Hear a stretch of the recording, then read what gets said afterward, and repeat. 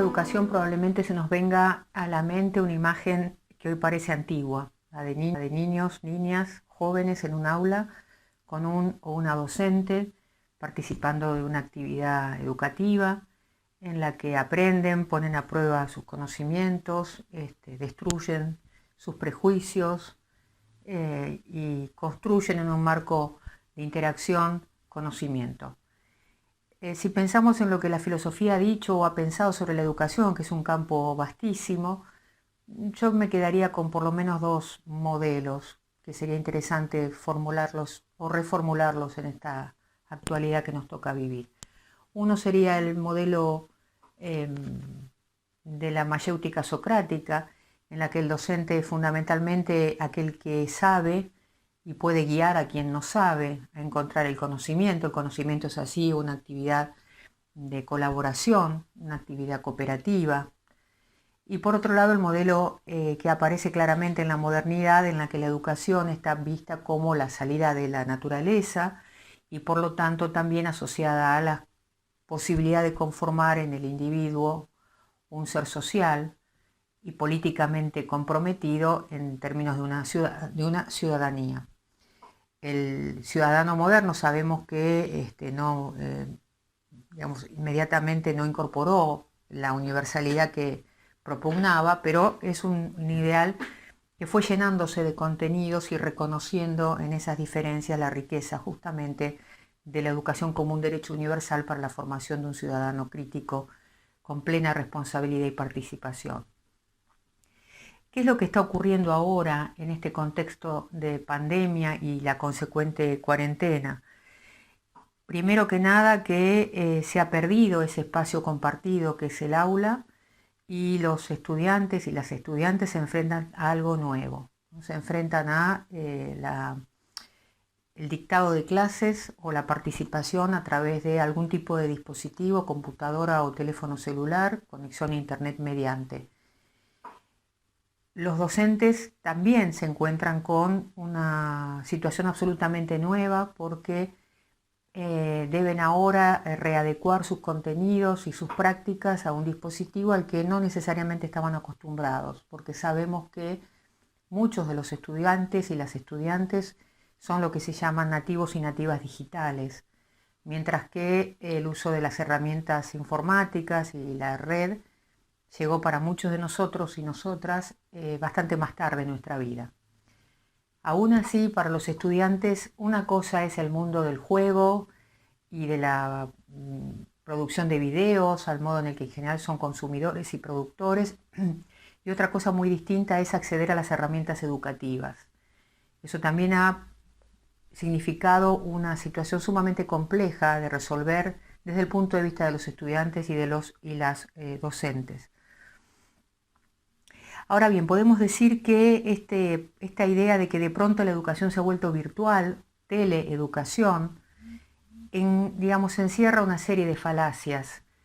La primera de todas es la idea de que ahora se puede educar y aprender en cualquier contexto, y esto no es cierto. No es cierto porque hacen falta ciertos accesos a dispositivos en términos materiales, un teléfono móvil o una computadora, que además tenga un acceso de buena calidad e ininterrumpido a Internet. Y eso no existe en muchos casos, lo que explica que muchos estudiantes estén siendo lamentablemente expulsados del sistema.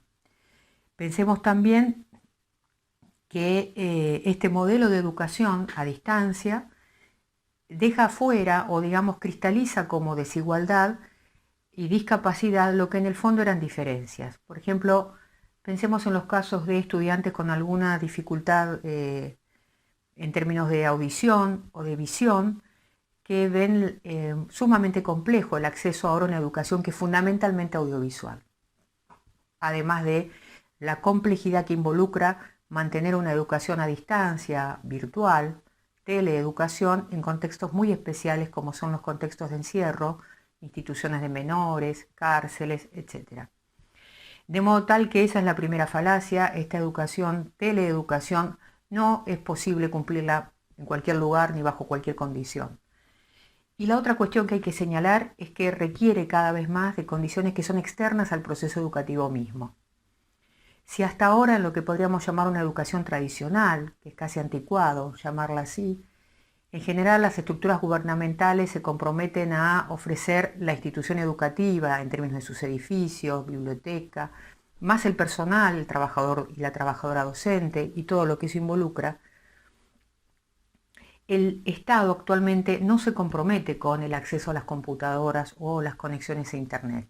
Y eso explica que muchos estudiantes que en una situación social determinada igual podrían acceder a una educación universal de la que se brinda en general, hoy tengan sumamente complicado y comprometido su derecho a la educación. Pero además me parece que desde la filosofía podemos reflexionar en otra cuestión en relación a la educación. Y es que, y este sería el tercer punto a señalar, esta educación a distancia, virtual, como decíamos, teleeducación, a través de los campus, de los contenidos que se dan en las aulas virtuales, hace perder un elemento fundamental en el proceso educativo, que es el contacto físico docente, alumnos y alumnas. Muchos de nosotros tenemos hermosos recuerdos de maestros y profesores y profesoras que han marcado nuestra vida y probablemente nuestra vocación. También tenemos recuerdos de otros docentes, de los malos docentes, pero bueno, la vida también nos ha provisto con ejemplos positivos para pensar. Ese docente hoy que tal vez es excelente en su aula, frente a sus alumnos, en el uso de estrategias innovadoras para dar clase, se ve totalmente limitado a una herramienta que por ahí no conoce bien y que depende de otros, ¿no? De los contenidos que los grandes pulpos informáticos permitan procesar, enviar, transmitir. Ese docente a través de la computadora no puede guiarnos con una mirada ni darnos una palmada en el hombro para estimularnos o para llamarnos la atención. Y eso es una cuestión tremenda y es una consecuencia sumamente dura de enfrentar, sobre todo para aquellos niños y jóvenes que están comenzando a formar su propia personalidad, interactuar con otros. Para el estudiante y la estudiante también es una situación sumamente compleja porque sabemos hoy que la educación requiere necesariamente del trabajo con otros, a través de diversas estrategias como la competencia entendida en términos sanos, la emulación, la cooperación. Hoy la educación, esta teleeducación, se ha transformado en una estrategia solitaria que obliga en muchos casos a los y las estudiantes a depender de sus contextos familiares cuando están disponibles o a arreglársela solo. Antes iba a un aula, compartía, hablaba, conversaba con sus amigos y amigas y hoy está en el comedor, en el dormitorio, en un espacio en el que pueda conectarse con auriculares, solo frente a la pantalla. Yo creo que eso es una de las consecuencias más tristes que nos va a dejar esta pandemia y que obliga necesariamente a pensar qué es la educación en este contexto, que se ha transformado, como decía, en una enseñanza virtual, audiovisual, de contenidos y ha dejado en el camino la cooperación, la interacción, el estar con otros, que es constitutivo de nuestro ser social. Esa es una de las pérdidas.